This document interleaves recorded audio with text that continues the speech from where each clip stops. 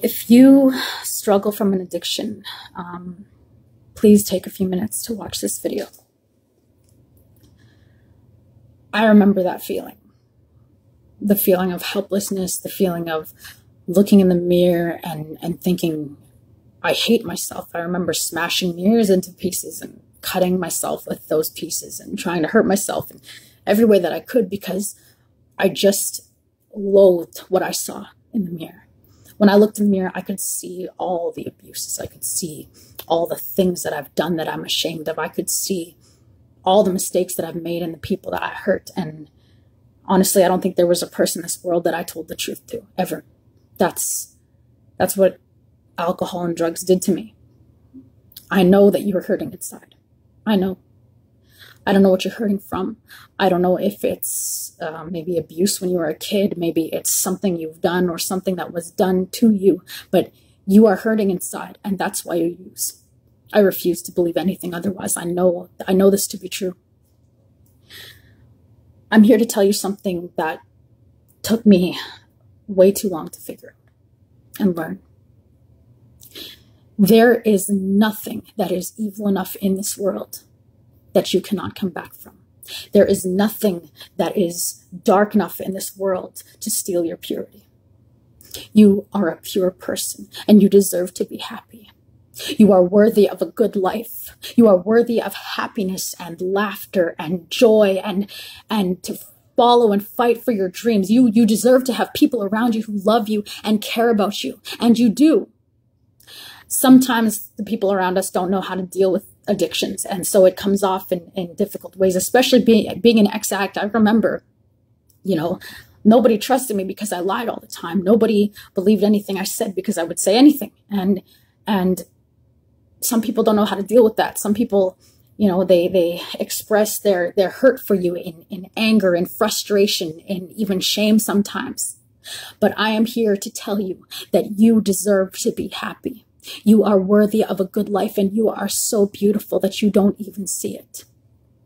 I am not telling you this as some kind of make-believe lie. I'm telling you this because it's true. I'm telling you this as a survivor of some of the most horrific acts of abuse a human being can endure. I'm telling you this as a survivor of domestic violence, where I had a gun pointed at me, where I was repetitively raped, where I was peed on and humiliated. I'm telling you this as a survivor of sexual abuse from the age of 3. I spent my whole life trying to numb that pain. But you know what?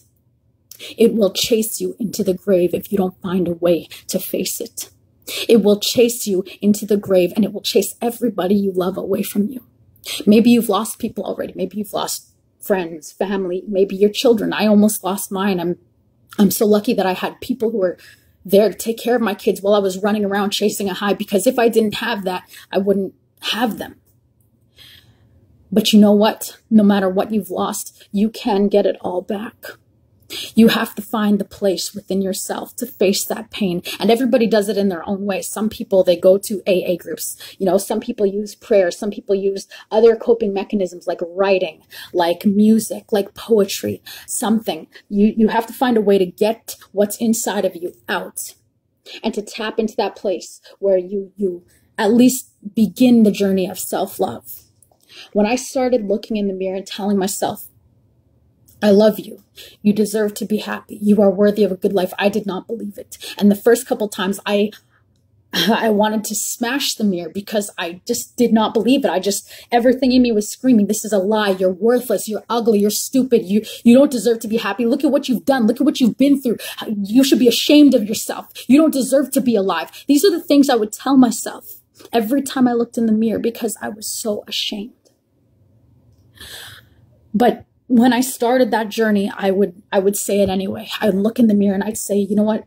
You deserve to be happy. You are worthy of a good life. And so even though it took me a long time to believe it, I began to believe it. I began to change the way I thought. I began to put out forgiveness and love into the universe so that and release the anger. I found a way to release the anger. For me, that was prayer and ceremony. I'm a traditional indigenous person, and ceremony is what saved me. And music, writing, poetry, that kind of stuff, all art stuff. And that honestly, if I didn't have that as an outlet, I wouldn't be here today. It took me such a long time to look in the mirror and believe it. And 4 years ago, 5 years ago, my life was riding around with people with guns, selling drugs to feed my addiction, being somebody that I didn't even recognize when I looked in the mirror, selling drugs to my lifelong friends, having them crying at my feet, begging me to spot them. And within 4 years, I'm sober now. I've been sober for about 3.5 years. I do motivational speaking, spoken word poetry. I am a good parent. I talk to my kids about everything, about why I used, about being sorry that I for the time I missed, and spending the time that I have now making up for my mistakes. I pursued a career in youth care and working with children who are in CFS, the kids who don't have anybody else to look to. And you know what? I never thought I would be here. And I remember looking in the mirror, hating myself. I remember being where you are right now and thinking that it was an endless cycle. And you know what?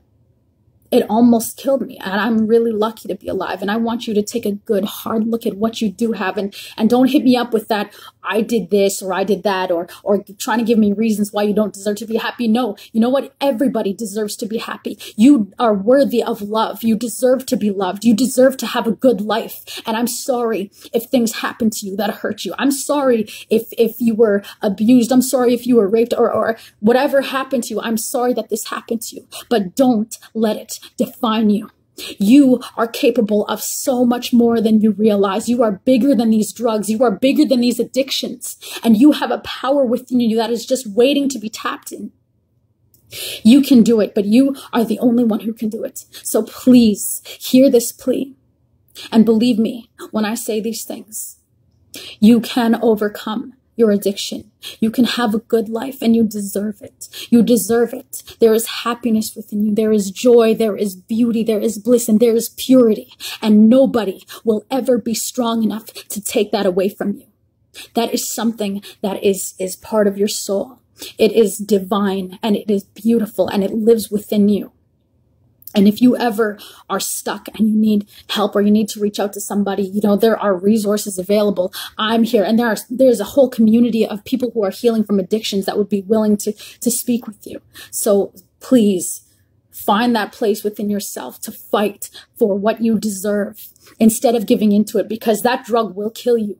The alcohol will kill you. I don't know how long it will take, but it will kill you and it will take away everything that you love. We always have something to lose. You could lose your body. You could lose your mind. You could lose your children, your family, your home. There's so much that you could lose. Please believe in yourself. Start to believe in yourself. Start embarking on this journey before it's too late. You are the only one that has that power. And you are so much more powerful than you know.